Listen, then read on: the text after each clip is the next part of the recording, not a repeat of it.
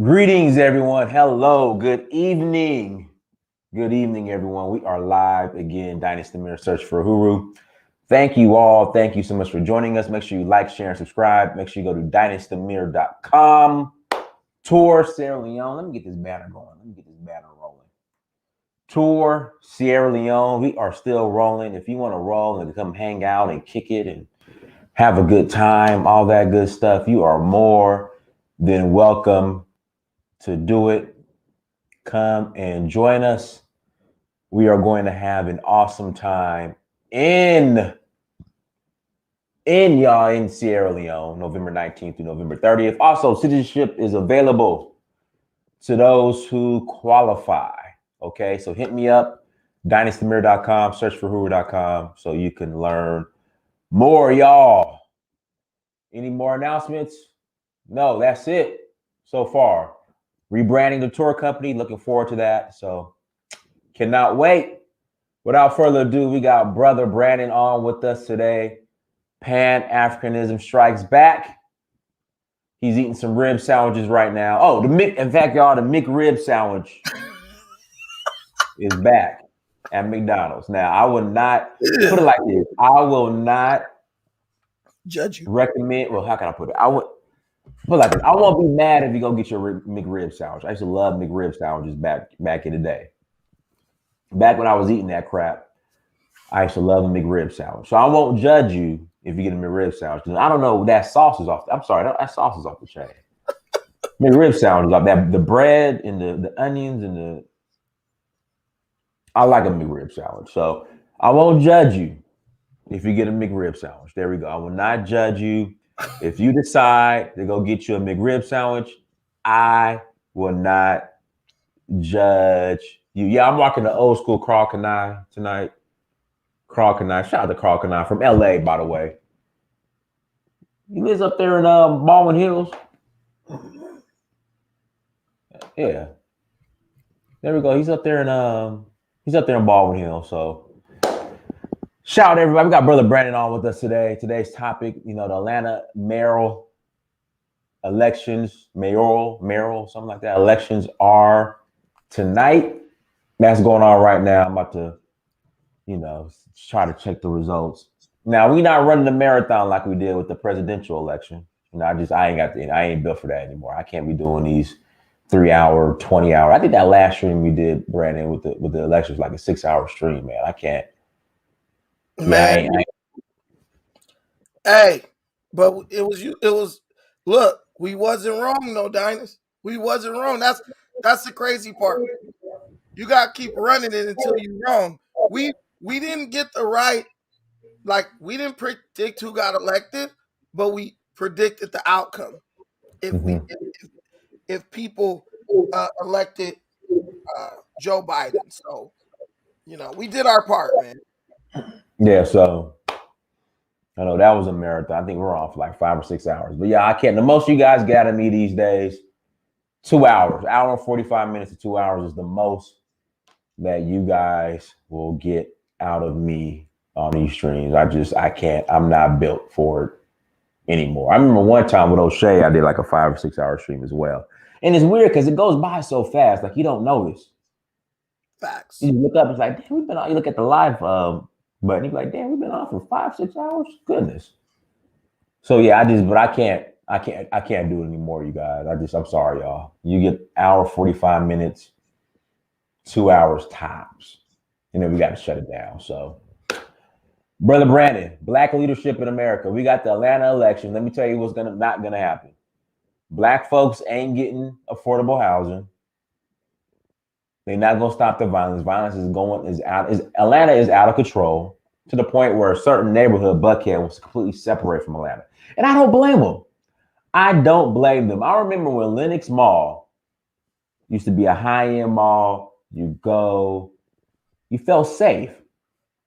But now in Atlanta, it's safer to go to Greenbrier, South DeKalb Mall than it is to go to Lenox Mall. Who would have ever thought? Buckhead is wild. So I'm not mad at these folks wanting to separate from Atlanta. So, Black leadership, Brandon. Like, what are your thoughts on black leadership in America? Introduce yourself. Also, guys, in the description, Brandon's petition, which I still have to sign. I'm gonna sign tonight. It's in the description. Make sure you guys sign that petition. I'm Brandon. Pan-Afrikanism strikes back.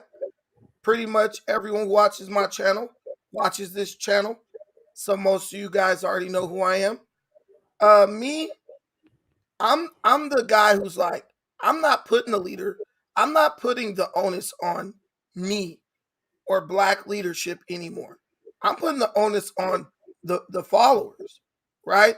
Like I'm putting the onus on you because you're gonna have our people, black people, are gonna start having to make our words match our action. We say we want this, we want that, we want this, we want that. But then when it comes time for your action to match your words, guess what? Guess what? You never do it. You tired of the Democrats taking your vote and not giving you nothing. But when you walk up into that poll booth, that voter booth, you get untired real fast when you click blue all the way down the damn ballot, right? So don't look at this. We can sit up and talk about the failure of black leadership all day. We could talk the leaders fail. You know what? Leaders only do what people allow them to do. Behind every corrupt black leader, there is a constituency of black people telling them, "Oh, good job, man. Yeah, that's what we want." Because what leader shows up to an event with no followers? What leader is getting up speaking in an auditorium with no one sitting in the seats? They speak to crowds of black people before the election, and then they speak to crowds of black people after the election. Look at Joe Biden. Before the election, he was talking to you in crowds, you cheering. After the election, he talking to the crowds, you still cheering. 10 Right. months later, if he asks you to show up and pack out the Staples Center, you'll be right there cheering for him, just like ain't nothing happened. At some point, your actions are going to have to match your words. I don't even, if any black person still talking about voting Democrat, that you're a traitor to your race. That's just what you are. It ain't no halfway in between all this. When you look at a black person who is talking about, yeah, but what have the Republicans? That is called a traitor to your race. Because every last one of us are sitting here seeing what's happening. I'm not telling you to go vote Democrat, Republican. I'm telling you to leave the Democratic Party behind. Leave it for Pan-Africanism. Leave it to come, go to Africa, build economically. Tell them, sayonara, see you later, screw you. All you got to do is go register at something else. You could actually still vote Democrat. But do you know if every black person unregistered as a Democrat and registered as an independent today, the Democratic would be knocking on your door at 8 o'clock in the morning? Dynast, am I lying? Right. If you just went in and changed your voter registration to independent today as a collective group of people, just change it to independent, saying, look, we're not on your side for sure anymore. We're not a shoe-in anymore. Do you know the Democratic Party will be at your door tomorrow morning, 8 a.m. with a basket full of goodies? What y'all want? Y'all want this? Y'all want that? You want this? We won't even do it because though we complain, deep down inside, you like one of them men who complain about their woman all day. Mm-hmm. Oh, she won't do this, she won't do that. Well, why are you still with her, man? Because this or that. That's us with the Democratic Party. Dynast, we all black. That's the beautiful That's the beautiful thing about when we get on YouTube Right. and talk about this. Black people are not that diverse. Joe Biden said that. He said black people are not that diverse. Why? Because most black people have the same opinion on most things. But there's going to be some people who sit up and talk about doing something. Then there's going to be another group of people who sit up and go out and do it. Now it's time for the people who want to get up and do something to divest from the people who just want to sit up talking. We can look at me. I'm losing my damn voice. I talk to y'all so much. Do I gotta become a damn mute? Do I gotta become a mute for you guys to move a finger in towards the direction that benefit you?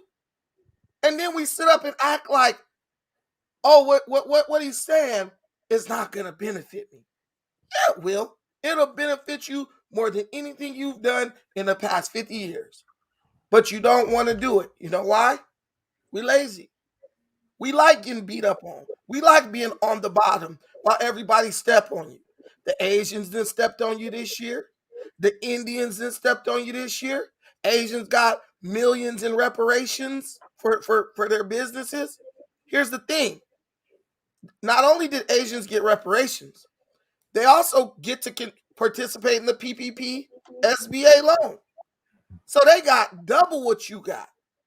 The Indians, they got to get the SBA, PPP, and unemployment, but they also got increased H-1B1 visas, allowing more of their people to come from India here to take your jobs. Your job. They open up momos in your community. But you know what you're worried about? What have the Republicans done for us? It don't matter if they jump off a cliff and go straight to hell. You still gonna be getting kicked in the teeth every time by every other group. That's it.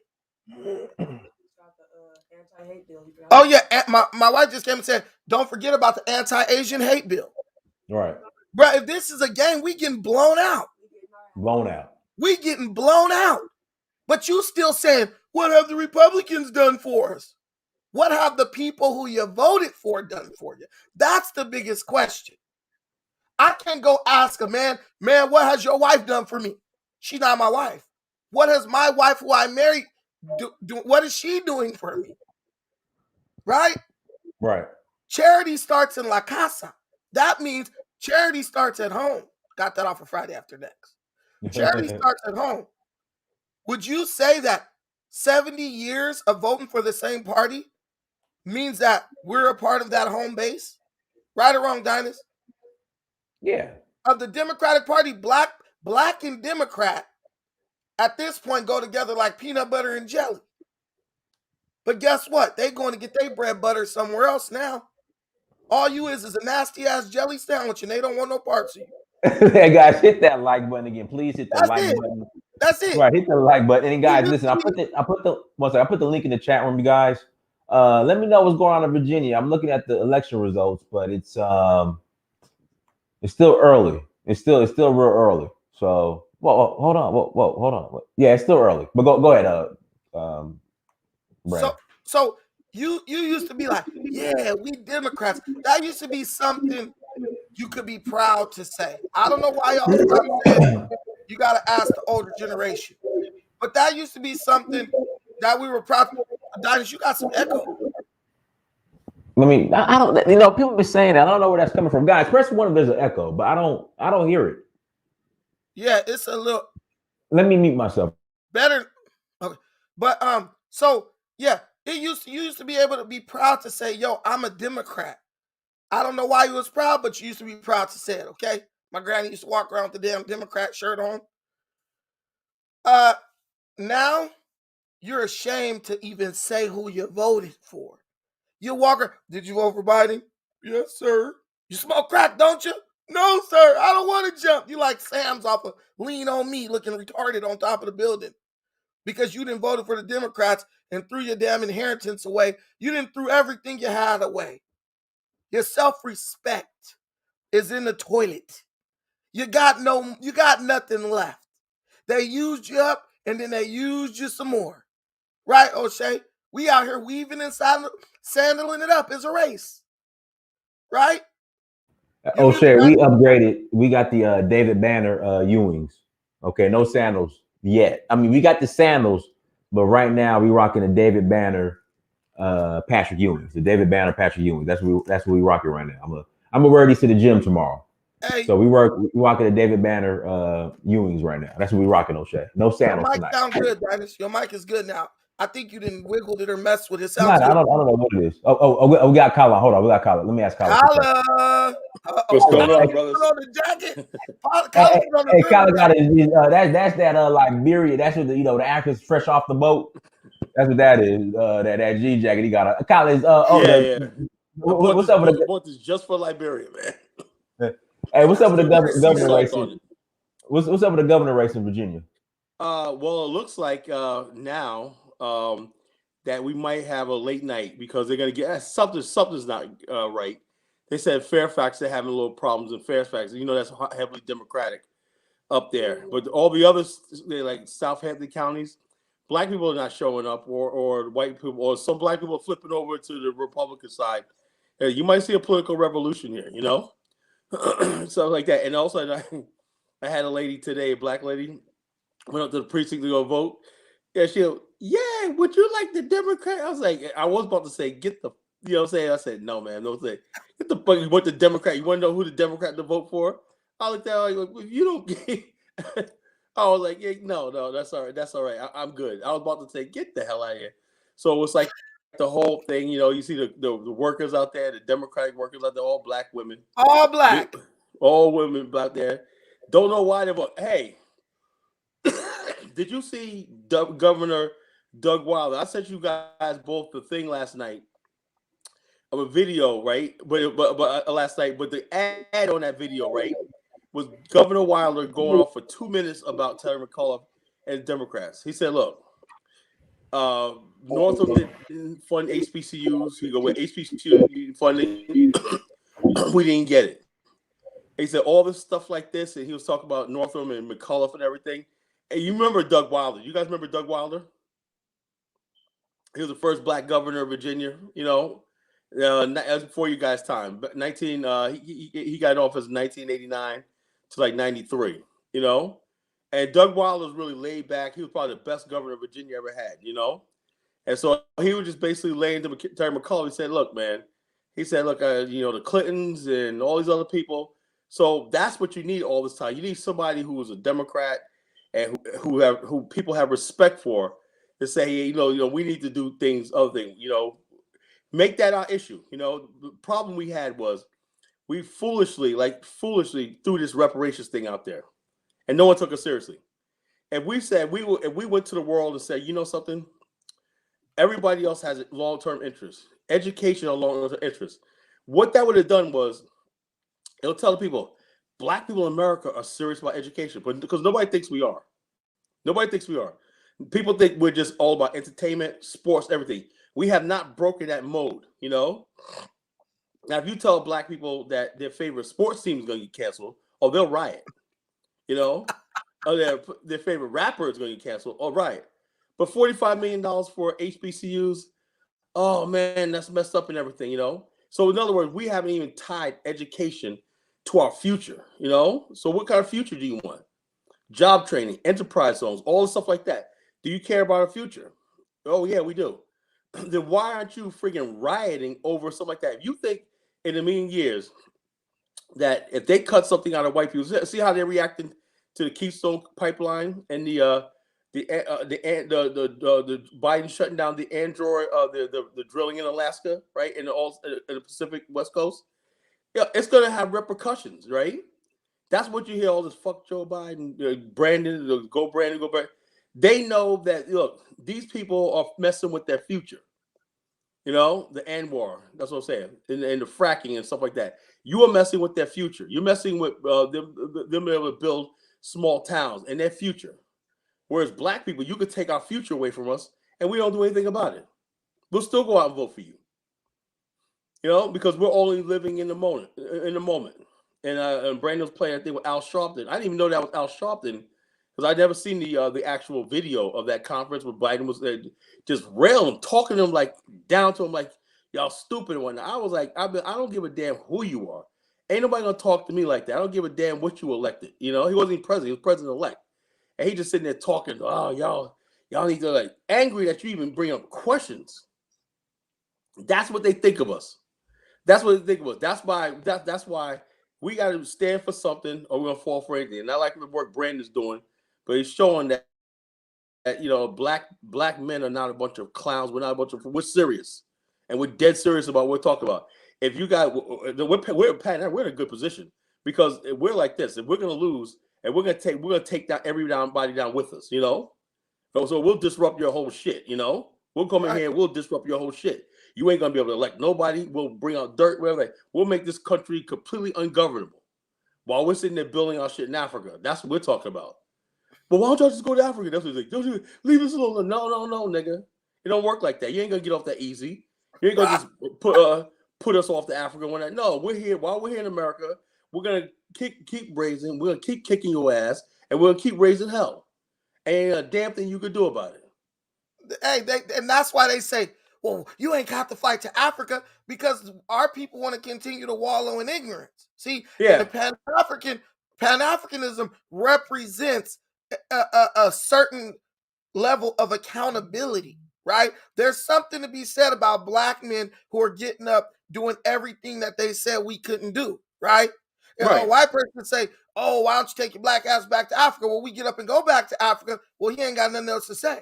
Right? He can't say nothing. No. Oh, bro, Brandon, it don't end that easy, brother. It don't end that easy. The white boys will be on the channel like, oh, Africans don't like y'all. Yeah, you know how many times we used to get that for years? White people don't like, well, Africans don't like y'all. Y'all better off here. You just told me to go to Africa. We're doing that, right? And now you're trying to tell me that, oh, Africans are gonna kill you. They don't like you. And then not only that, white people are going to Africa. Not just. Let me tell you something. White people going to Africa to preempt us going to Africa. They go over there and they try to beguile and befriend Africans and tell them how bad we are and stuff like that. So they're winning the game. So one thing I like when I was in Liberia, right? That wasn't going on in Liberia because Liberia doesn't have a history of white people there. To us, to Liberians, we are the we are the people. Black America, we're the main event. They're like this. Everybody wants to be African American or related. They call us we're the distant cousins, culturally distant cousins. Well, Kala, you got a lot of goof. See, here's the thing. This is the problem with the internet for black people.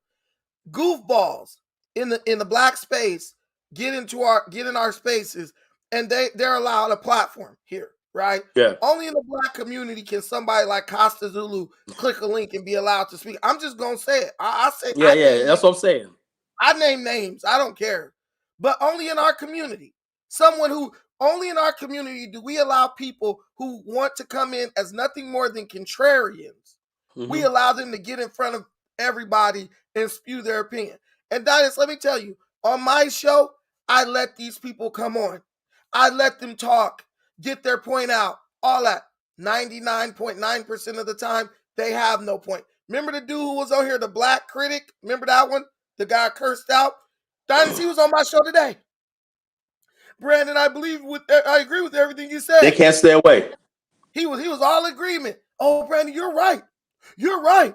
So why you was on Dinah's show trying to disagree with me? These guys, look, once they see the big dog jump out there and say something, they want to jump in and try to get a little bit of the spotlight. You feel me? It's like Puff Daddy. Puff Daddy never tried to rap until he saw Biggie in front of the camera. Then he tried to squeeze his big head ass up in front of the camera. Oh, so you got some balls. Yep. You got me out here. You heard the crowd. Well, Kala, what are your thoughts on Mayor Eric Adams? Just before I forget. I don't know who that is. What city is he from? You don't know who that is? Okay. I do. No. Who is he, Brandon? He's the guy. He's leading the polls right now in New York. Total sellout. Adams, New York poll. Oh, yeah. Total sellout. Okay. Let me say something about him. Now, he's in a tough situation. I could tell he doesn't like. He's a former law enforcement guy. He's pro law enforcement, but at some point, this is very important. Listen to this, right? At some point, black people have to break away, like Brandon always says about the victim mentality and everything. Black men are victims, right? So therefore, it's justifiable if you see if black men are crime, if they jump the subway thing, if they have to knock an old lady over the head to it's not funny. Yeah. If they knock up old I know lady it's not funny, but I know. You know what I'm saying? It's all justified, And you always say, yeah, but he always locking us up. Well, bruh, Dusty, bruh, what'd you do? Well, so what if I had crack in my pocket? So what if I, if I got like 50 felonies deep? What? You see some of these kids, 20 years old, you see these rap sheets, 20 years old, 20 felonies. That's usually 20 felonies be like you be in your 40s. Now niggas got 20 felonies and they be 22 years old. What the fuck? So how you got 20 felonies and it's a 3 strikes law? Yeah, I'm like, God damn, man. If I knew it was like I could have been a criminal my damn self. If I don't know it'd be like this. But check us out. The whole thing is this. Eric Adams run a tough race, right? This is where black men could show up, right? And we won't because we're cowards, right? A few weeks ago, a Dominican, not even black, right? Father and son team, right? Lovely father and son team was in a shootout, right? And the cop shot the father, killed the father or something like that, right? And the community in the Bronx was like saying, you didn't have to shoot him, you didn't have to shoot him. You were shooting at a damn cop, right? They tell him, put the gun down. So, and guess what? Black Lives Matter, came up there, yeah, we got the people of color. And I'm saying to myself, so in other words, now we're tasked with, how of a life of crime you live, how much murder you did, like, we got to defend murderers, right, against police, right? And let's talk about this. Talk about this tonight, right? Why is it that out of all the groups in America, black people, African American, ADOS, I hate that term, ADOS, FBA, have the most problem with law, being law-abiding and lawful? And these people say they want to stay in America. They say they want to be American, but that they don't want to follow any. They want to stay in America and do nothing but just complain, bitch and moan, and commit crimes, and they defend people who commit crimes. They want to stay right. They want to stand. Look, I know a girl. Her baby daddy and his friends killed her daddy. She was sitting up on Facebook making excuses. Oh no, seriously. Oh God, Costa got here. He in traffic. Hey, Costa, you got a lot of background noise, brother. You knew. Look, he got on here to act ignorant. He's frying chicken in the background. Can you hear me? Look, don't say nothing. Put the chicken down. Nothing. Look, Colin, don't say nothing. Just let him take it. Go ahead, Costa. Take it out. Take it. All right. Can y'all hear me well? Yeah, we can hear you. We hear you. Go ahead. Okay, yeah. Brandon, I see you said my name 3 times, so I pop up like Candyman that time you do that. So, keep evoking my name, and I'll keep haunting you. But you never let nobody talk. I agree with a lot of points that y'all say. Just certain things that y'all say I don't agree with. And when I try to get that point across, you just scream at the top of your lungs. You cry, you whine like a little bitch. And what it is, you think that because Dynast and Kala, y'all boule, bro. Y'all ain't never known struggle in y'all life. Y'all was born a silver spoon in y'all mouth. Oh. So y'all really don't know how to communicate and talk to people on a grassroots level. And understand their experiences. Brandon, you do, and you're deliberately ignoring all your intuitions just because you feel like pushing this agenda, this little Pan-African agenda is above all. And you got to understand, your people come first. Charity starts at home. You don't go and start trying to build somebody else's home up. And you get what I'm saying?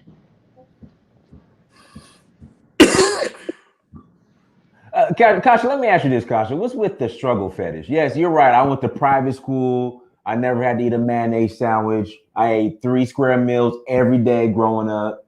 I had a roof over my head. Never experienced a leaky roof.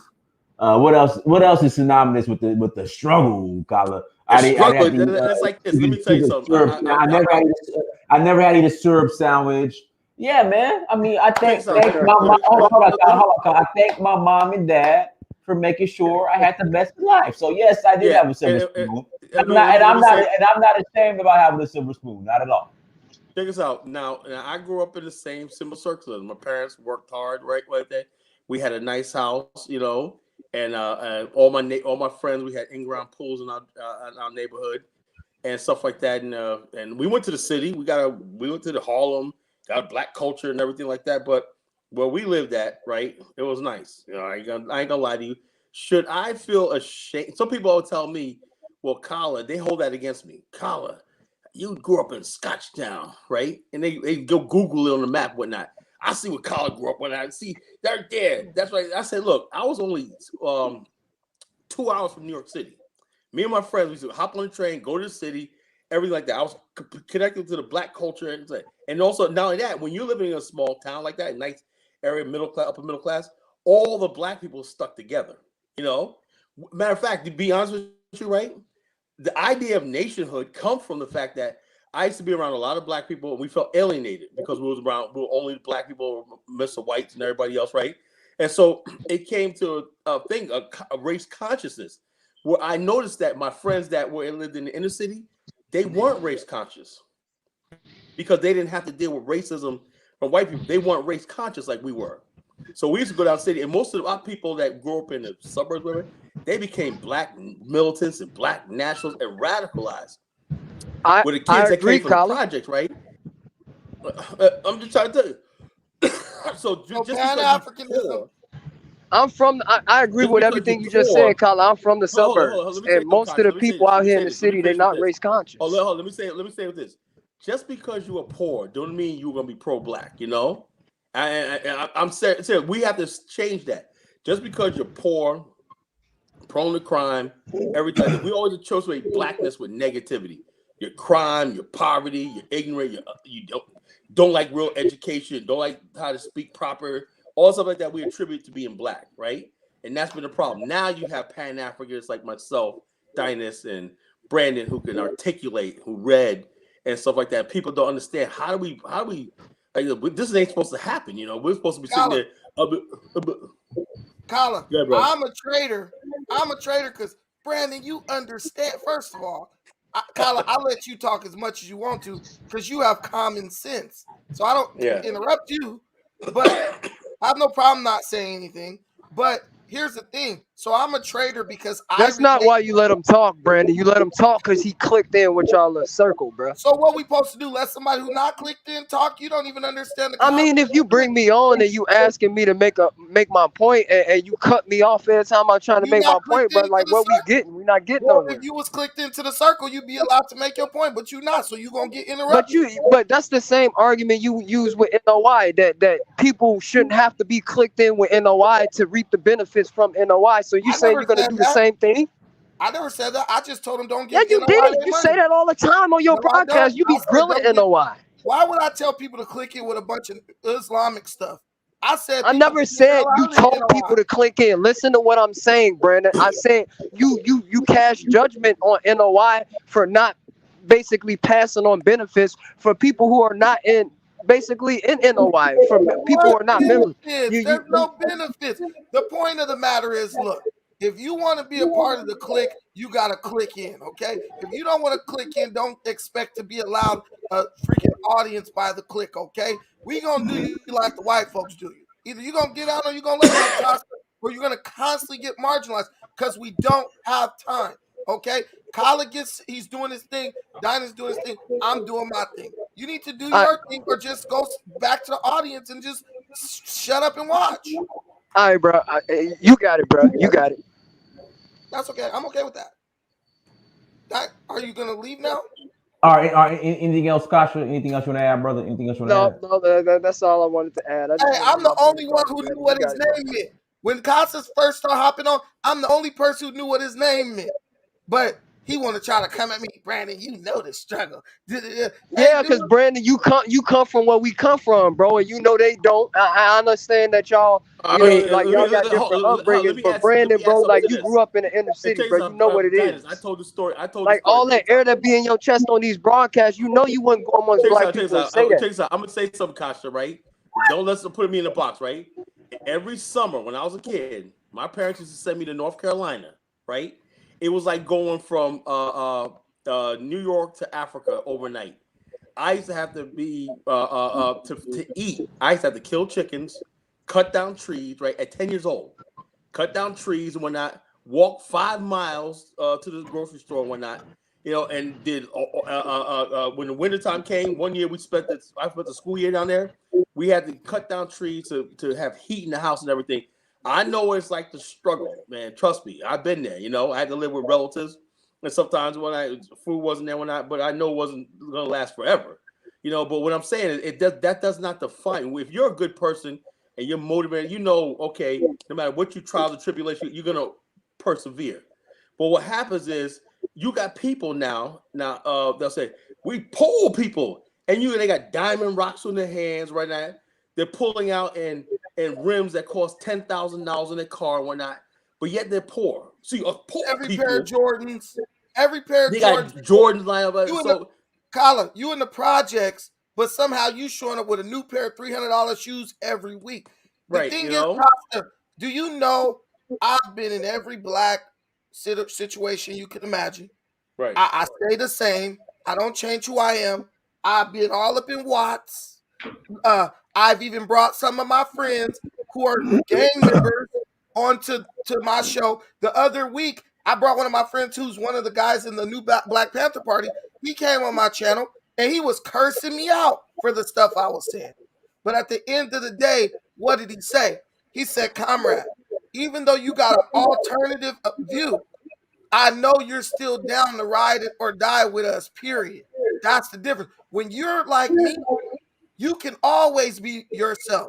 Because at the end of the day, it ain't about what you will or won't say around a group of black people. At the end of the day, it's who gonna stand strong while everybody else running because they scared.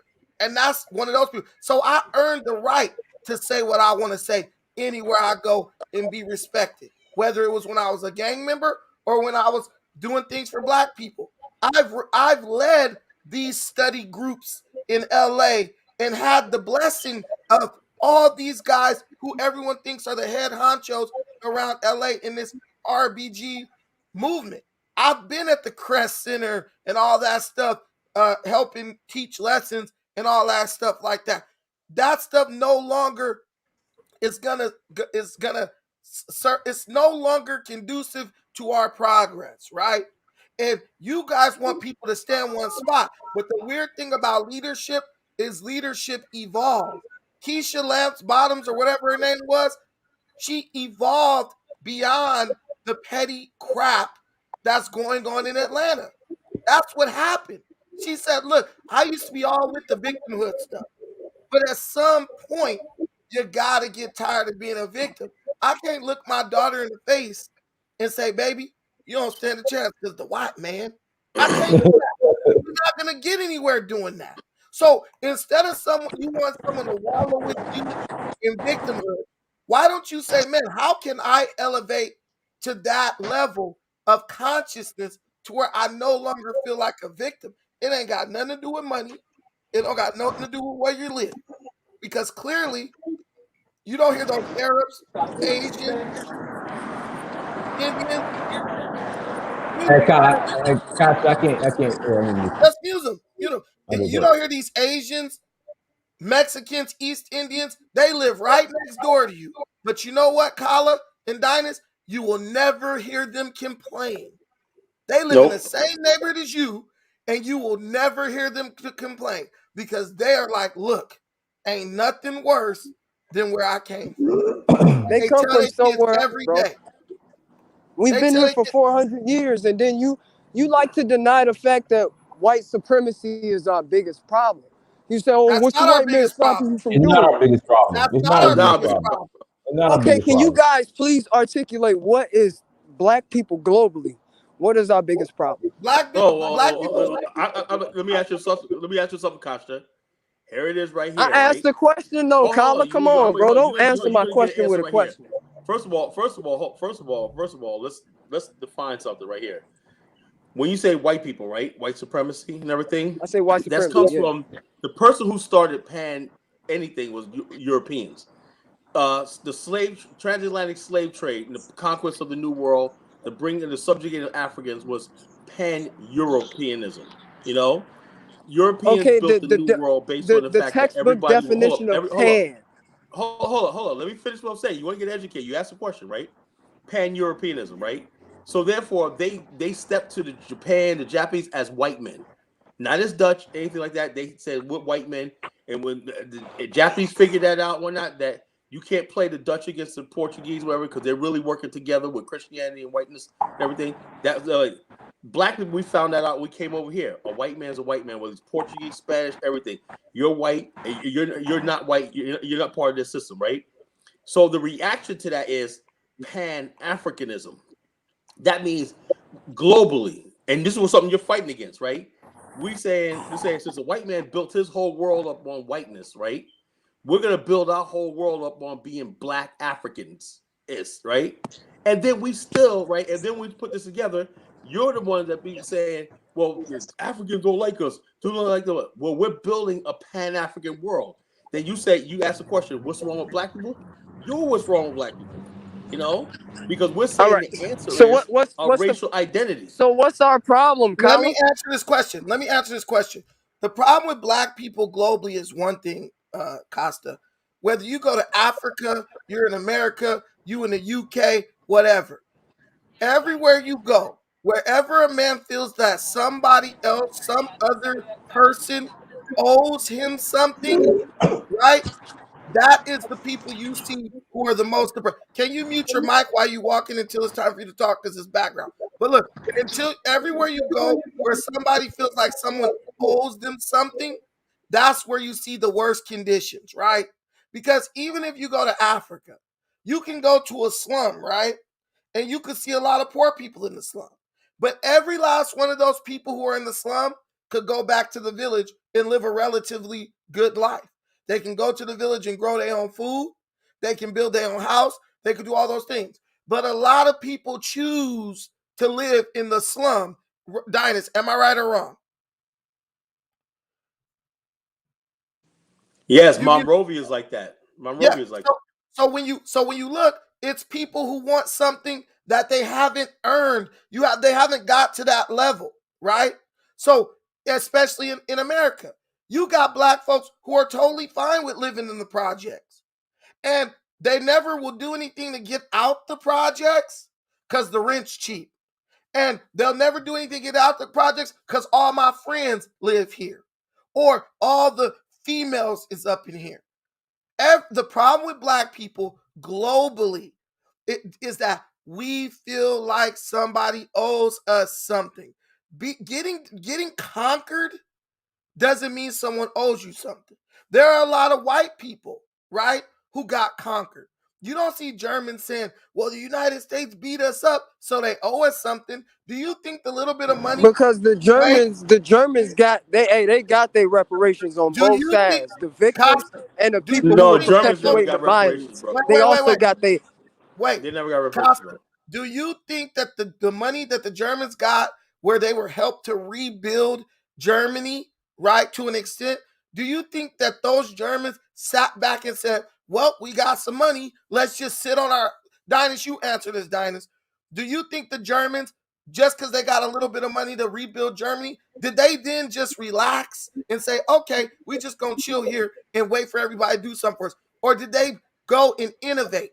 Cell phone. Well, the first thing, Germany was then divided. Half was communist, half was, I guess, democratic. Then you had the tearing down the Berlin Wall, and then it became one Germany. But everything they did, they worked for it. They got but some they money. received something, bro. We never received anything, Brandon. Costa, Not just that. Whatever we built from nothing, they tore it down and they took it from us. Costa, let me ask you a question. Costa, wait a minute. Let me say this, Costa. Costa, we haven't received nothing. We got athletes getting paid millions upon millions of dollars. They $1 million slaves too. Listen, it don't matter, but that's their money and they do what they want to. They can't do if they tried to do anything that resembles liberation, the white man would cut them down at his knees. Okay. And you know that. So when you're talking about liberation, they don't stop them from starting businesses. They don't stop them from starting companies. Many of them have. Dude, if you go, Dynast, you lived in California. If you drive down the 22 freeway going south, what do you see on the left side of that freeway? I never. What's the 22 freeway? Where's that? What? It splits off from the 405 freeway. 22 splits off the 405. Yes, Dynast. If you go, it's like you going to Angel Stadium.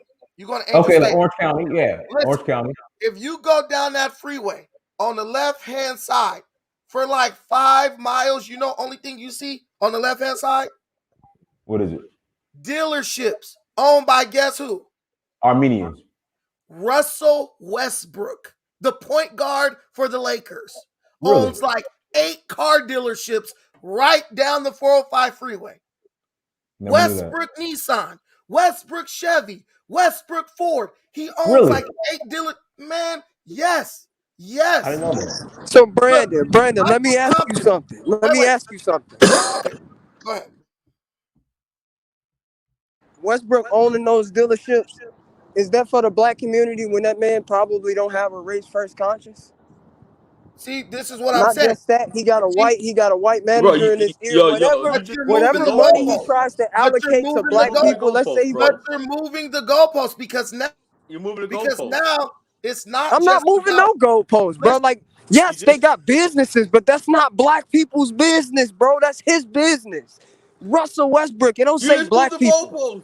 It don't say the business for black people, bro. You just said we can't build nothing or they tear it down. I showed you. I said I didn't say that. I said whatever we have built, they've torn it down. They took it from us. Well, Russell Westbrook built those dealerships, and guess what? Yeah, he built those dealerships, and those dealerships are making white folks money. That's why they ain't tearing it down and they ain't taking it from him. Let's do this. Let me bring Brother Kamara on, Constable. But brother, we appreciate you coming on, brother. Look, thank you. Let me make this I want last to answer point. one thing he said. Wait, let me make this last point. When this guy, when he says everything we built, they tear down. Then we give an example of something we built that they didn't tear down. Well, does that person have a black first consciousness?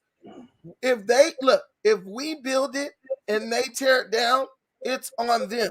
But if we build it and they don't tear it down, but we don't have the consciousness to help uplift our people with it, that's on us. So what about the fact that businesses on the whole have like 80% chance of failure?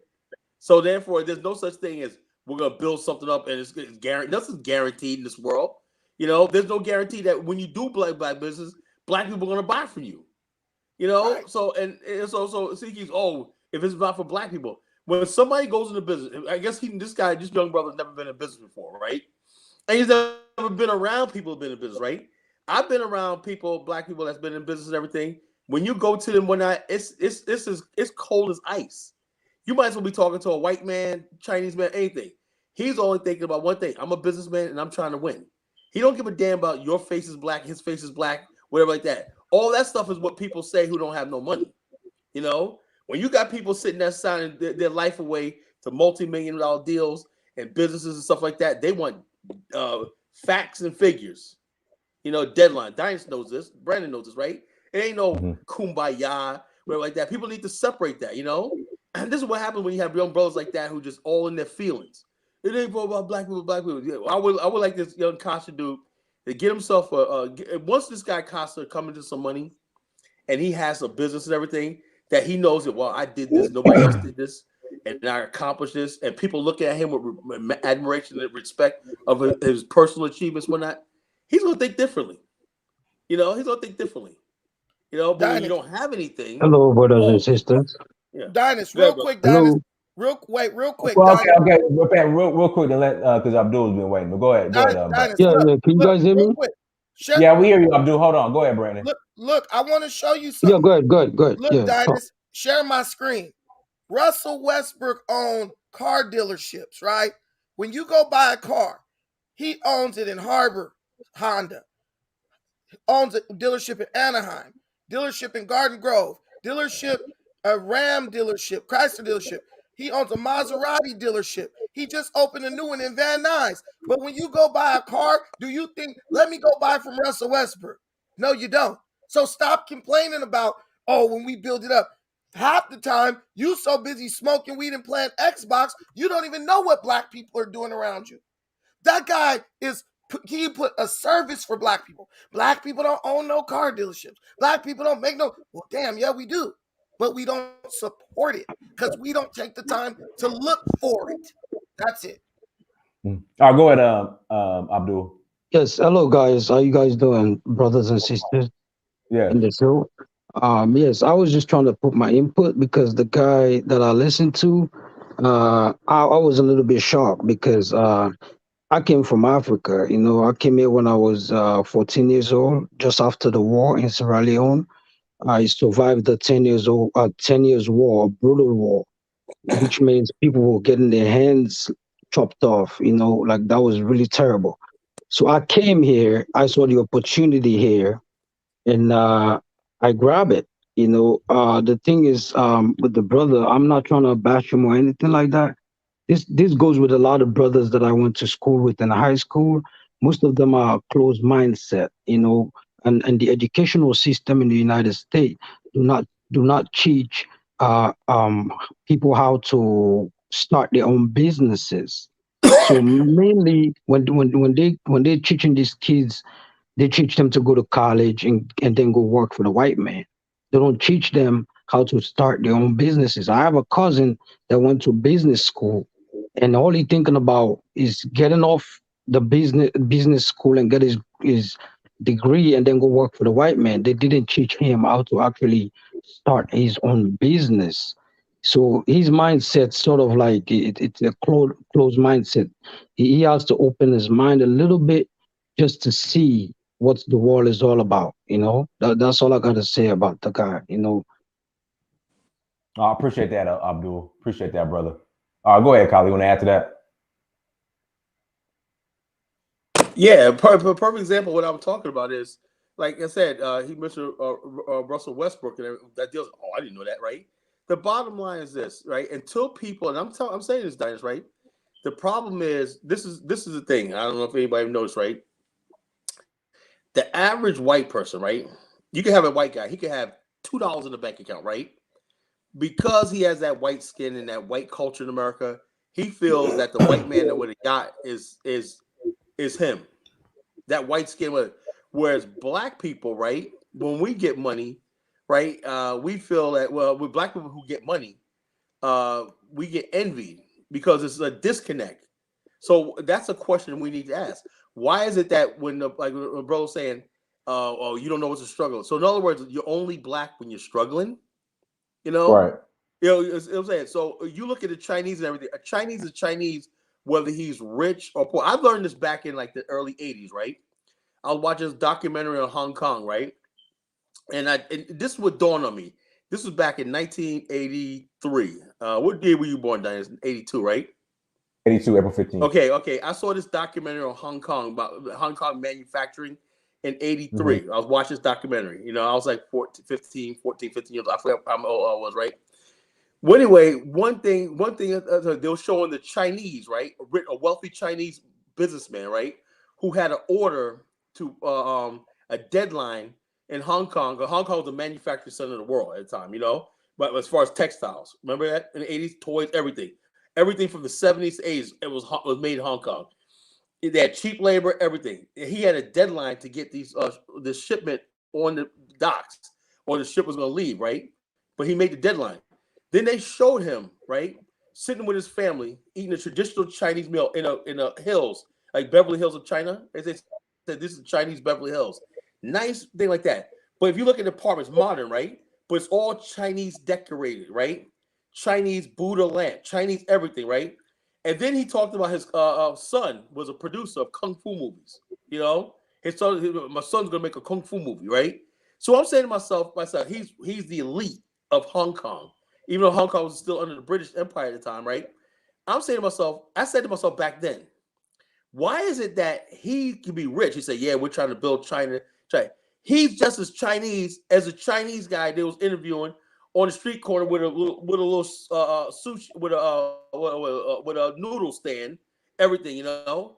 They're both enamored in their Chinese culture. What is it about black culture that somehow someone who's poor is more black than somebody who's suddenly rich who didn't have to struggle? The Chinese look at the Chinese, and you look at the way the Chinese they're doing the opium wars and everything. China, the rich and poor Chinese rebelled against the British. The British hated the elite Chinese more than they hated the poor because they couldn't manipulate them. That's what happens in Asia. What is it about black people where they could sectarian and divide us on, oh, you didn't come from this part of town. Oh, you didn't have this much thing. It's because we always have these complaining people and saying, if Westbrook is winning, I'm winning. If this guy's winning, I'm winning. If Brandon's winning, I'm winning. I'm a part of this team black. We're part of the thing. But the whole thing is, when you do say, okay, we're winning, but what is that doing for black people? Who are these black people you talk about? Because I guarantee you, the same black people that you go to ain't thinking about what the next man has. They're trying to get their own thing. So they use that as a thing to basically, every time you go to do something, Daniel, where's your tool doing for black people? Where's your tools of what? What's OMP doing for black people? The reality, Dine, is to get back to the point of the show. The face of black leadership has changed, right? But the problem is the perception of black leadership is still the same in the minds of black people. A black leader can't be Russell Westbrook, a guy who played basketball, owns a bunch of car dealerships and stuff. He can't be an economic black leader, even though he is a master at economics. The guy's dealerships have been there over 10 years, right? No one knows that. But we not looking at him for that because we say, no, Westbrook, we only get our basketball entertainment from him. The guys in LA, how many of you guys are going to get together and say, Westbrook, can you do a seminar teaching black people how to open dealerships? Can you do a dealer? Hold on real quick. Can you do a seminar or do a workshop, or can you do a program with young black men to put them on the fast track to the ownership of car dealerships? We don't even go ask them. I'm sure Westbrook will be honored to do that. You know who we want to do it, Diners? We want LeBron to do it. Because LeBron, the person the white folks put up in front. LeBron started a school. What would I rather have, a school or 10 car dealerships? I think I'm going with the car dealerships. But we want our leaders to be Black Panthers and people with afros. And white people are giving you that. Somebody brought up Colin Kaepernick's documentary, right? Colin Kaepernick gave you exactly what you tell white people you want to have. They got Colin Kaepernick in the black leather with the bullshit afro. You know what I'm saying? They're selling you the imagery because they know that that's what you expect. That's what you want. And if the person doesn't look the way you want them to look, you're going to reject them, which is what Costa was doing. He was saying, Dinus, because you went to private school, you are bougie. Hey, Colin, because you went to private school, you were bougie. Brandon, you're one of us. Brandon, you're one of us. Look, man, I went to that divide shit don't work no more. Look. Yeah. I went to private school too. I got my ass kicked out. I'd like to get an input on that. I got my ass kicked out of private school, right? That's just the way it was, right? But Brandon, you come from us. You're right, Costa. I do come from amongst you.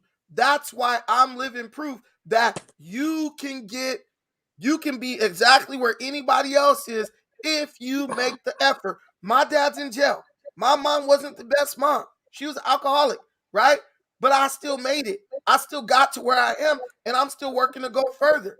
So nobody has it. If I don't have an excuse, all my friends is dead, in jail for 30 and 50 and 60 years in prison, okay? The dudes I was in first grade with, we came all the way up together. They're gone now. So if I can do it, you can do it.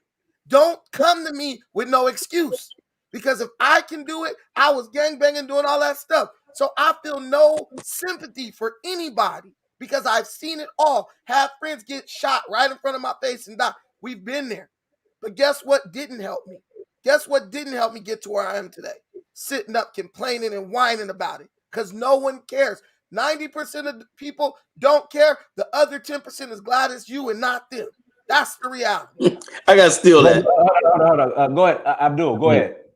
Yeah, what I was trying to say, I mean, we got to come to a reality as Black people that this is not even a joke. This is, I mean, the way the world just view us as Black people, we need to anchor ourselves with Africa. Because if people in the world don't have respect for Africa, guess what? Who's not going to have respect for? They're not going to have respect for me. They're not going to have respect for the Black Americans. They're not going to have respect for the Caribbeans. Any Black man is tied with Africa because that's how the world sees it. So until Africa have respect in the world, just like China, Black man will not have respect in the world. So for me, the way I look at things, I think we have a lot of work to do as Black people. We are busy fighting each other. We are busy when someone have a job and they give her or he a position. The first thing they're looking for is to attack their own. You know, and that's not the right thing to do. You have to bring your own and make sure they stay there. And whoever that comes in, stay there. Whoever that comes in got to look like you also. That's what everybody's doing. That's what the Mexicans are doing. That's what the Latinos are doing in these McDonald's and some of these homes that you see. Basically the apartments. They're taking over certain apartments. You know, by those strategies. Once they come in, anybody else that comes in is going to look just like them. You know, we're going to have to work strategically. We're going to have organization that throws some of our brothers and sisters with those same mindsets in some of these entities that we can actually grab. That's how you start. And then you spread out. You know, anybody that comes in got to look like us. That's it. I mean, people do it. People do it with no apologies. Basically, that's what the Right. Latinos are doing. You know, so we shouldn't feel bad about that. I, as No, a manager, as a Black brother man, Abdul, that's the biggest yes, thing. You gotta understand something. Joe Biden said, if you don't vote for him, you don't vote like him, you ain't black. They own the blackness. This is what I'm talking about. They yeah, own the because blackness. we give them that right. We If you're gotta not a let them know. Pan-Africanist, right? If you're not a Pan-Africanist, they own you. I'm a Pan They own you. Africanist. I'm a strong Pan Africanist. Look at Right. Actually, look at how grassroots Pan guys Africanist. guys listen. Look at how Netflix can take blackness, package it, and sell it. They took a dude who's not even really black like that. Colin Kaepernick does not have a black upbringing. All he complained about was how white people treated him in his all white upbringing, right? They took him. They said, now this is the face of blackness. Look, afro, leather jacket, all Mhm. this type of stuff. Meanwhile, you got black men who was getting shot at by the cops, other blacks, other races, living in the inner city. And they're like, oh, so the face of blackness is some rich, light-skinned kid complaining because he got passed over for the starting quarterback spot in high school, but still wound up at the NFL, which means him being in that white community probably is the whole reason he got that opportunity, because he probably wouldn't have made the team in the black neighborhood, right? And I So, think like he was just resentful that he was you went to, black in the first place. you went to Grand High School, right, Dennis? No, I'm with the Christian Brothers. I'm with the private school. Okay, private school. But you know, in SAC, right, growing up over there, it's hard to get on the team over there. It's a lot of athletes. So it's not like as easy as growing up in Stony Brook U or wherever he was growing up. But the point I'm making is this: they own the blackness, like what Carlos said. So in order for you to control anything, you have to take your identity back. In order for you to do that, you got to make a dynamic change. Do you know some people, right? Like I see Costa, he's walking through Chicago, getting off the train. Do you know that just maybe a change of location for him could totally change his entire life? Like, let me just get out the inner city and go to like another place, like Wyoming or something. Probably could change his life. But what do? We try to hold on to nigga trinkets. Oh man, I want to grow up on the east side of Long Beach, man, and complain about how I don't have this and I don't have. Whoa, bro, go try to move to Idaho. Like I got a friend who just moved to Idaho. Guy's making twice as much as he was making here, working in the water department over in some city in Idaho. He's able now to change his trajectory. But guess what? We cling on to things that aren't doing anything for us. 5, 10 years, the east side of Long Beach will be totally gentrified. Gentrified. So there's no excuse for sitting up trying to cling to it to where you're passing up opportunities. Dines, you're in Atlanta, but you were born in California. But Right. moving somewhere else changed your trajectory, right or wrong? Right. Exactly. You got to be willing to do what it takes.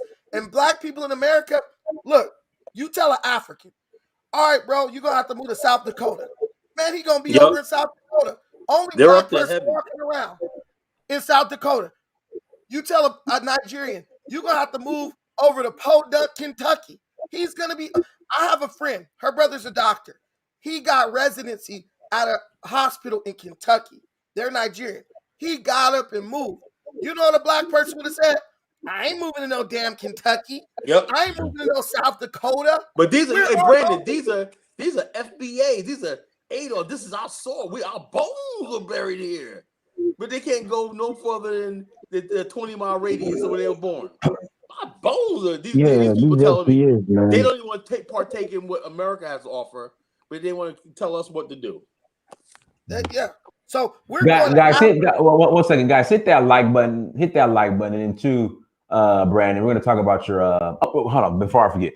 So, Colin, so the Virginia governor race, 76% in. It's going to be close. It's going to be close. Yeah. It's Hey, going to be close. But look, what does it tell you? They had to bring Obama down there. They had to bring Biden down there. They had to bring Kamala down there. Democrats, nobody wants the Democrats. When you see them bringing those big wigs down there, you know they're in trouble. Just like Gavin Newsom had to bring Joe Biden down to California. That's when you know that the support is waning. And black people, Joe Biden, check this out, Brandon. They said 77% of the people say the country's on the wrong track. Half of all Democrats voted. I was like, yeah, what do you thought? Didn't we say we were going to have this conversation, Dynast? You know, right. we just sat back. Okay. Half of all Democrats, the only support Joe Biden got is black women. You know, Colin, we got on me, Dynast, and you. We got on this channel and we told people don't vote for Democrats. We were right. You're suffering. Now we're telling you next. It's time to step away from the Democratic Party. You know what y'all gonna do? Y'all gonna ignore us again.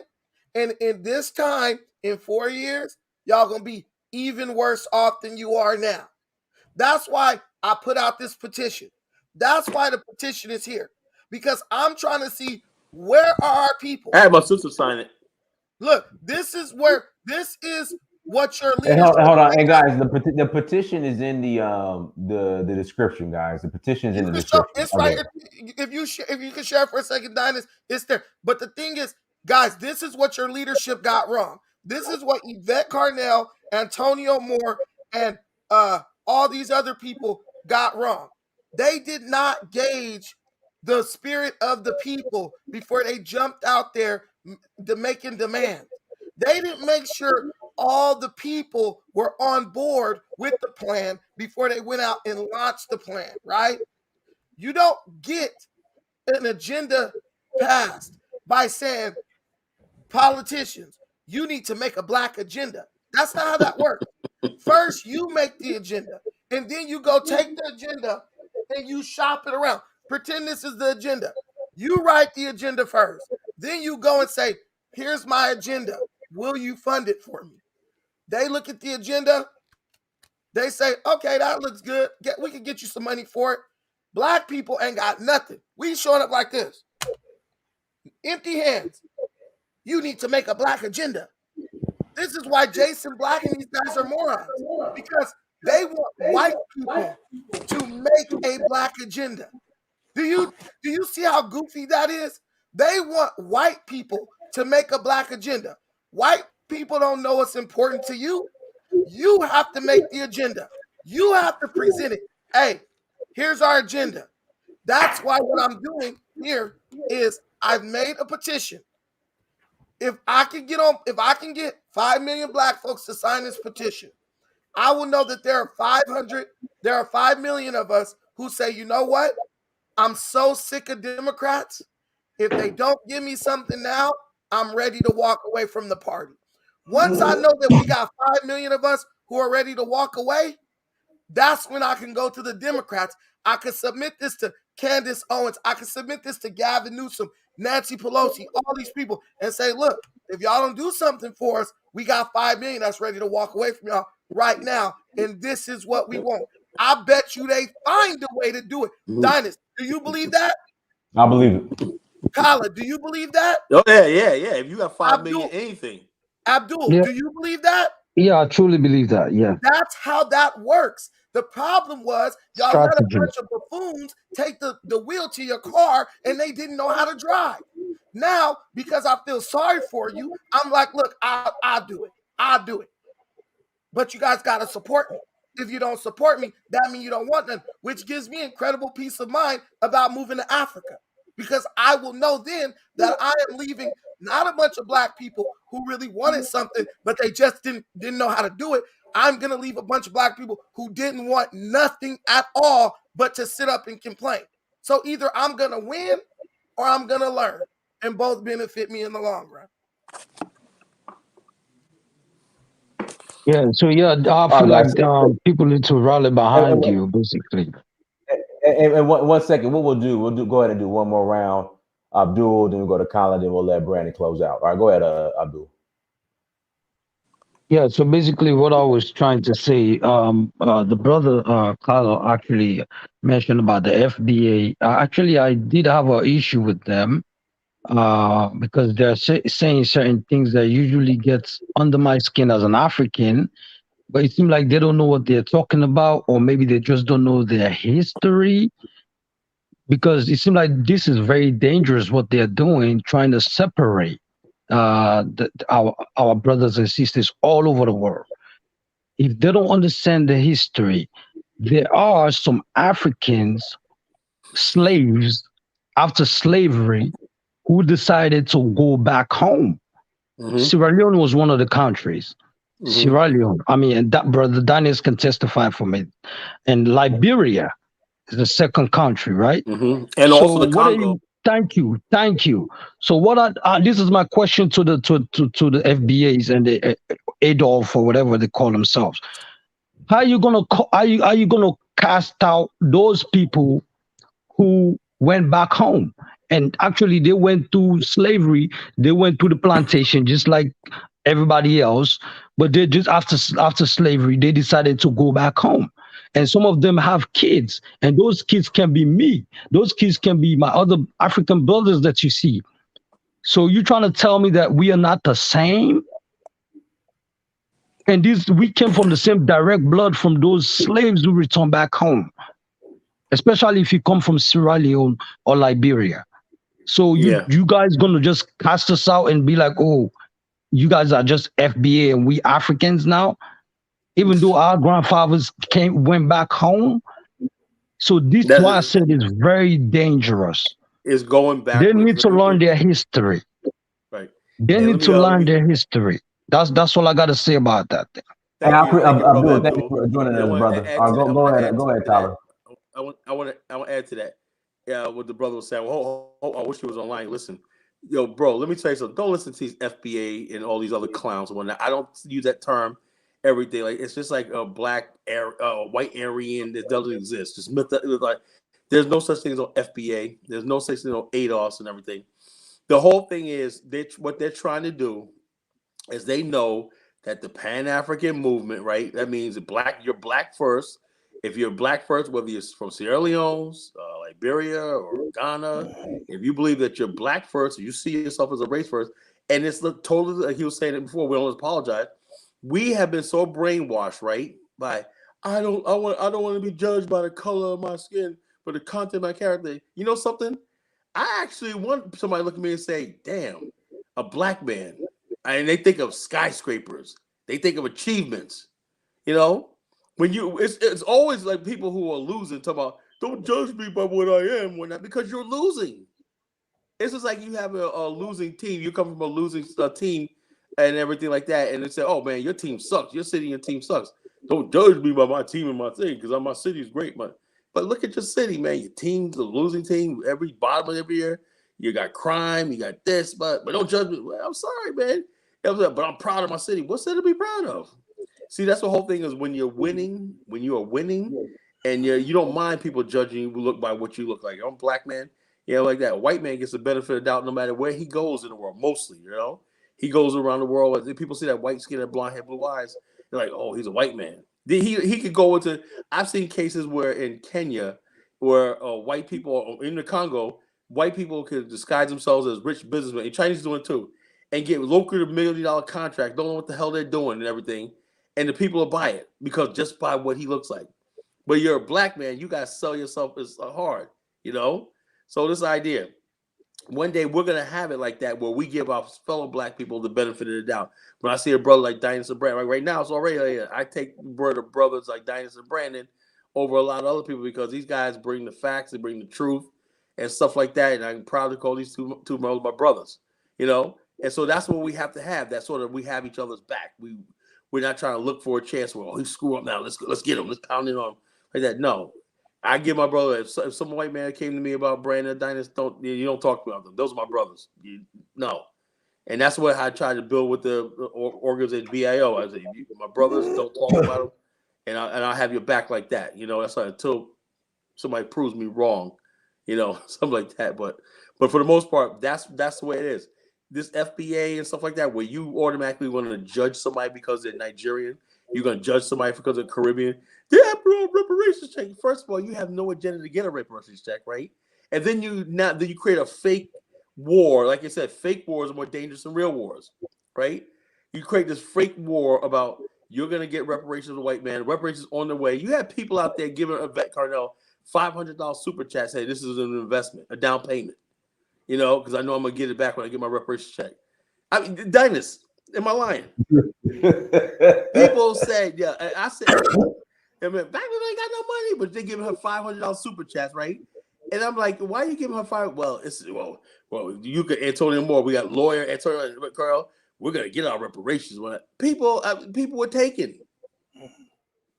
you know, and then they create a fake thing talk about. Well, the African immigrants are going to take your reparations from you. So they created a false thing of you're going to take food out of my mouth. Like you were really going to get the reparations check, that they were capable of doing it.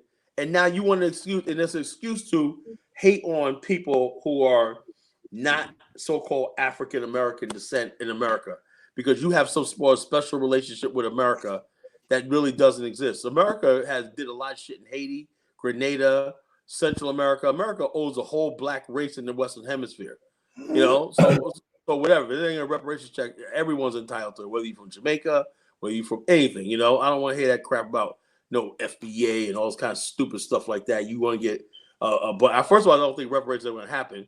And if it does, I want every black person, whether you're slave descendant or not, to get a piece of it. You know, how about that?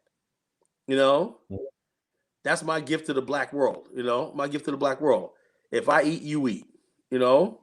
So all those nonsense about ADOS and all this kind of nonsense. I'm serious about a Pan-African nation state.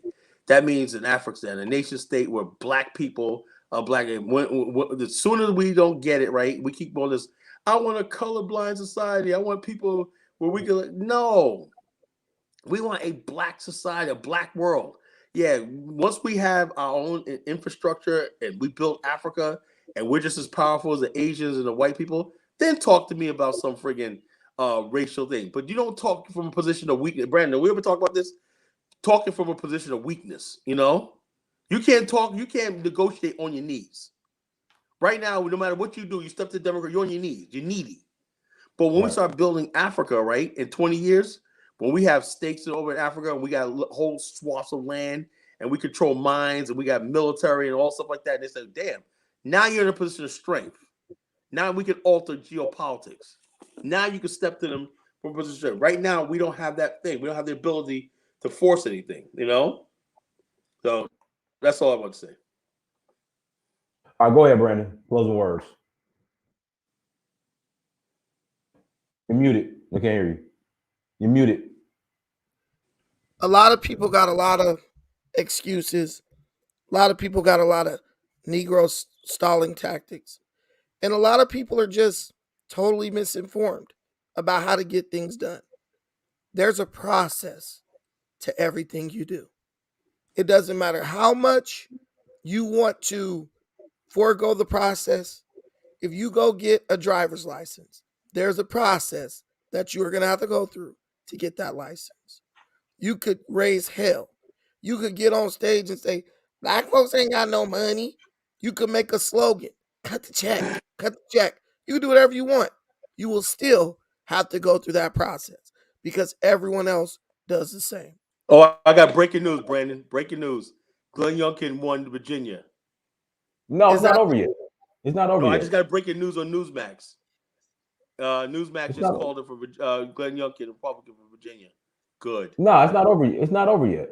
No, the elections were out at 7:00. Polls in at 7:00, but they projected. No, but I'm looking at NPR. It's still saying that Yeah, NPR is a NPR is not liberal gonna tell site. you that. NPR is not going to tell you anything, bro.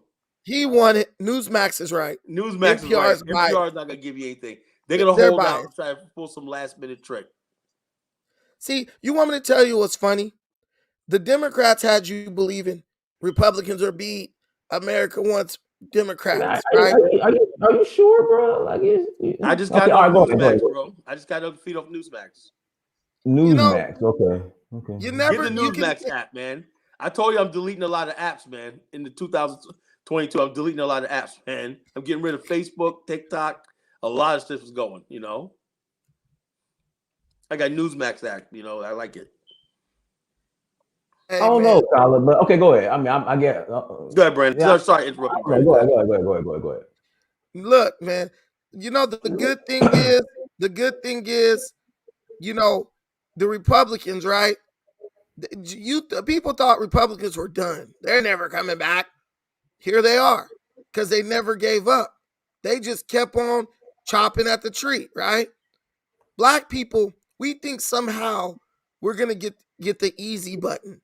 We're gonna be able to skip the line and get to where we want, right? It doesn't work like that, folks. It just doesn't. You're gonna have to do the footwork to get what you want. That's it. You want a black agenda? You're gonna have to write out a black agenda. You sat for 4 years listening to grifters. Only problem is you never made them deliver on anything. They told you, well, you'll see once we get elected. They said, you'll see once we get reparations. Meanwhile, they wouldn't show you the process because they didn't have a process. Me, I'm giving you an opportunity to be on the ground floor. You can be here from the root to the very last leaf at the top of the tree. You sign this petition today, say we get 5 million votes. Say we get a black agenda passed. You'll be like, yo, when nobody believed, I believed, and we got it done. That's how it works. That's how it works. Yeah, I don't know, Kyla, about this. Yo, Youngkin won.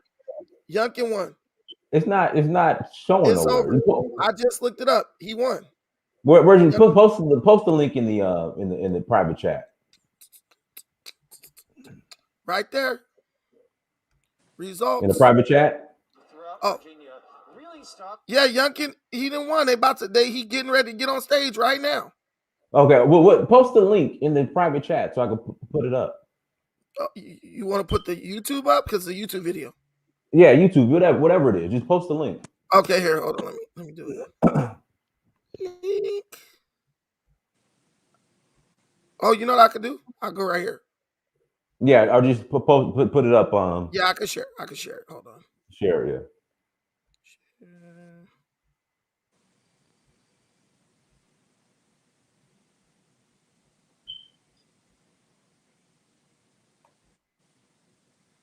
Youngkin won. Go ahead. It should be up there. Well, I'm gonna love this, man. It's gonna be a bright day tomorrow, man. Even though it's gonna rain. Based on the governor's agenda.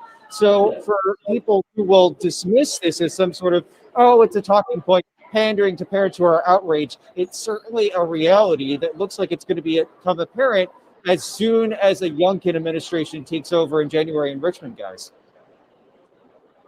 To be a big campaign issue when you're talking about critical race theory, what's happening in schools. You've been speaking with a lot of the people in that ballroom, and what are they telling you they want to hear? Because we know with the Youngkin campaign, when he started this campaign, he talked about the economy in Virginia and how it was in shambles. That didn't really stick. He talked about the pandemic, not wearing masks, that didn't stick. But then when he focused on education, is that Chauncey Billups? The Youngkin signs there, that seemed to stick. No, it's not. In the Commonwealth. So is that what these people want to hear, his education agenda? Or do they want to hear about the economy, their health care, voting rights, some of those other big issues that generally in a normal year would be front and center during an election? I think honestly, the animating energy is education and the tributaries that emanate from education. And an example of that tributary is when we were talking to that parent from Fairfax County who we were describing in our last hit about a half hour ago. One of the things that he said, Lorenzo, is that from his point of view, his two children in Fairfax County public schools being forced to wear a mask under the mask mandate, to him, that counted as juvenile asphyxiation, juvenile asphyxiation. And from his point of view, he told myself and our photojournalist behind the camera right here that he wanted Jason Miyares, who seems as though he's poised to defeat Mark Herring in the Attorney General's race. He wants the Attorney General, once he takes over in Richmond, to prosecute members of these school boards who force these mask mandates, from his point of view, on K through 12 students. So I think, to answer your question, Lorenzo, it all comes back to education, but different tributaries of education and what the possibilities and demands can now be now that victory seems to be apparent with the GOP here tonight. 86% reporting. You know, That under means that umbrella, it goes the back to outlying becoming a big counties are government going to go as for well. Republicans. So there's no way the Democrats could Mike, thank catch you. up. But I want to be really clear Yeah. about this critical race theory conversation, and Mike has done a really good job of helping us understand this. You may have remember about 3 months ago, our team of journalists went out and spoke with the superintendents of every major school district in our region. Consistently, we asked the question, is critical race theory being taught in Virginia schools? All of them said no. It hasn't been taught in Virginia schools. It isn't being taught in Virginia schools. And so it's really interesting that this conversation about critical race theory, that people have a hard time defining what it is, know very little about it, are fired up enough to go to the polls and say that is the principal issue that's leading them to vote for one candidate over the other. Whomever you vote for is your business. But I think we have to be brutally honest about the fact that critical race theory is not being taught in schools. It never has. And with that said, like you said, we spoke with these leaders, these education leaders who have said repeatedly that it's not being taught. And I thought at some point, these campaigns would change their message because word got out that it's not being taught. I'm sure if you have children in Virginia, more than one. Dynast, your ears is broke. You didn't hear them say at the very beginning. But they haven't officially called it yet. That's the point I'm trying to make. In the beginning of when we turned the thing, he said we got to find out what's going to happen when Youngkin takes over in January. They already was saying he won because he's taking over in January. You got the nigga projections. Ears. You got the nigga ears. It's just like Dynast. You ever watch the count on election night, exciting night, election night? Not this past one because it was a joke. Yeah. But usually, think about Obama in 2012. Remember that? Everybody on the edge of their seats. Remember that? Okay, you got all the newsrooms got to record. Okay, they go to outlying counties. How many's going to come in? If the black counties are counted first, right, and they got mostly white counties like that, they could say, okay, with 70% of the people vote everything, we can project it. And they're always right, Fox News always holds out. Remember, Fox News did this thing where they in 2000 they kept calling Florida for George W. Bush. At the time, Fox News was so intimidating to the rest of the news network, right? They began pulling their calls back. Okay, Fox News kept calling Bush, even though the fact of the matter is Bush was behind, but they basically Al Gore really won that election, but that's history and everything. But Fox News, because of Fox News, kept calling that for Bush and everything.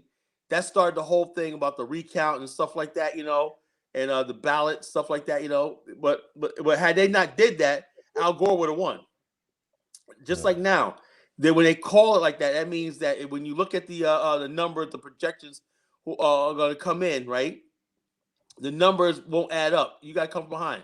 I'm saying that what this shows me is that when it's this close, the black turnout wasn't as great as it was, because a color should have won this, black turnout, and black people are getting tired of things like critical race. They're getting tired of the transgender and the whole leftist. Black people are getting tired of it. and black people getting tired of crime, you know, and it wasn't so like that. So bottom line is this, you know, we lost the Democrats lost that black vote because they don't speak to the average black person anymore. You know, what do you say to the average black person? Yeah, we want to make your schools unsafe. We want more crime in your streets. We want to put more criminals on the streets and everything like that. We want to give you hell on earth. They're gonna spend more billions in introducing critical race theory in schools all over the United States than they'll spend to fund HBCUs. Right. You ain't gonna make white people less racist by teaching them how bad they are from a young age. You're gonna make them more racist because eventually, when they're young, they're gonna feel sorry for you. Then, hey, Brandon, it's not just that, right? But critical gender theory. You know, it's not. It's just it starts with race. They would use race as a Trojan horse. Oh, because that's so legitimate, right? But they're also going to teach critical patriarchy. You know, we got to get rid of patriarchy. The families. They say the family structure is bondage. You know, all that's coming down the pipeline in a culture war. You know, Obama. Don't fight the culture war. Obama is the biggest hypocrite, right? Because he came as this nice. Remember he said Midwestern roots. Family and everything. That's how they packaged him to sell to white America, and we went along with it. Black president, he's like that, but he's anything but. His marriage is I don't want to disparage a man's marriage, but it seemed like his marriage is a farce to Michelle. You know, that was just all show. You know. Hey, Michelle is kind of hot, bro. I mean, she's thick. I like. I mean, she's not the cutest. When she first came out there, but now she's thick. I'll take it. But anyway, so the thing is, bro, at the end of the day, go over to Pan-Afrikanism Strikes Back. I got a nice video over there showing Tariq Nasheed looking like a fool getting made. Brandon, like Jared Taylor. Man, off topic. Did you watch it? Was that the first time you saw that video with Jared Taylor? Did you watch it? I saw that years ago. I saw your show today, but I saw that years ago, and everybody at the time was like, all the people that support Tariq, the people that support Tariq now are a bunch of idiots. After that interview right there, right? All the people that I support Tariq at the time, I said, this guy is a buffoon. I said, Jared Taylor, he's up there with somebody who's scholarly, like Jared Taylor knows what he's talking about and everything. And he's basically trying, oh, yeah, Mr. Taylor. And then when he did the thing about, well, the Asians are taking over, the Asians are part of white supremacy too. And I said, this is, then I began looking and said, let me go look at some of this critical, this hidden color stuff. Then it dawned on me, you know, that we, like you said, we let anybody get in our spaces and speak for it because we don't take ourselves seriously. When somebody gets up there and say, we're going to make document everything black people, we better vet these people hard. We don't care about how much you love us, you know. Anybody can be Anybody. I love black people, you know. That's all I have to say. I love some black people. Anybody come robbing us left and right. Anybody can become a leader in the black community in 24 hours. All they gotta have is a news camera in their head for 2 minutes, bro. 2 minutes. Look at Grandmaster Jay. That dude became a leader in our community. He came out of nowhere. Two days before that, he was running for president of the United States, talking about this is the United States. This ain't the black or white states of America. He was all on the all lives matter. He did. Then 2 days later, he was a Black Panther. 4 days later, he was on trial. Yo, you gotta say something. We got some crazy Negroes in our community. And now, check this out. The crazy Negroes, they're more dangerous because all you need is a free cell phone plan on T-Mobile or whatever like that, and you got access to the world. You got people are following fools. You know, all you get on what? Nobody listened to me before. I'm Roscoe the janitor and whatnot, but I'm in Rod, like that. And the bottom line, you got fools like you put on my thing like, and you got motherfuckers follow this boy. Yeah, brother, preach. Nigga living like Oscar in the garbage can from Sesame Street. You know? All you gotta do is have a pig ear sandwich. Hey, look, but this is proof positive. You screw white people over one time, you're done. They tried to do theory. They put the kids in mass. Virginia was like, hell no. They got them up out of there. The Democrats are shocked right now. They're like, what? We lost Virginia. They don't know what's going on. Black people, you need to do the same thing. You can leave the Democratic Party for 4 years. They will take you back. You know, like when you get your haircut, it's messed up. It will grow back. These politicians will take you back in a heartbeat. Black people think if we vote against Democrats, they never gonna let us come back again. They're not gonna like us no more. Stop worrying about getting liked. Worry about if they're doing right by you. But Dynas, you were wrong again. No, I'm just joking. But No, Virginia, I might be wrong. I mean, I just because Yeah, you Dennis, remember, you were wrong. You were wrong. you remember what happened the last election with Trump. You know, Trump had it one. You No, know, I just think this time election people just- are more aware. Let me say something, right? People, let me say this. Let me say this, right? And I'm gonna put this on record. Okay, I went there to vote today, right, in Virginia, right, and I was looking for certain things, right. But last time I remember voting a few years ago, I went to and they handed me a ballot, right, and they said, "Well, you moved. It was like 2015, whatever. You need a new ballot." So I go to another place, right, and like a couple of the so-called election things were missing. I said, "Well, wait a minute here." You know, so my sister went to vote. I said, "Did you vote for such?" Yeah, that was on the ballot, right? I said, "Why is it when I got the ballot, those two candidates didn't pop up?" So in other words, they only count what's on the ballot. So they got a sheet of paper, and you mark the ballot, right? So if the person's not on the ballot, it's not counted. The whole race is not counted. Whatever. So I told the lady election official today, right? I said, I don't know what you guys are trying to pull, whatever, right? Getting my address wrong and everything like that. I moved to Chesapeake. I'm not in Virginia Beach no more. So I had to go vote in Virginia Beach today, and Virginia Beach today.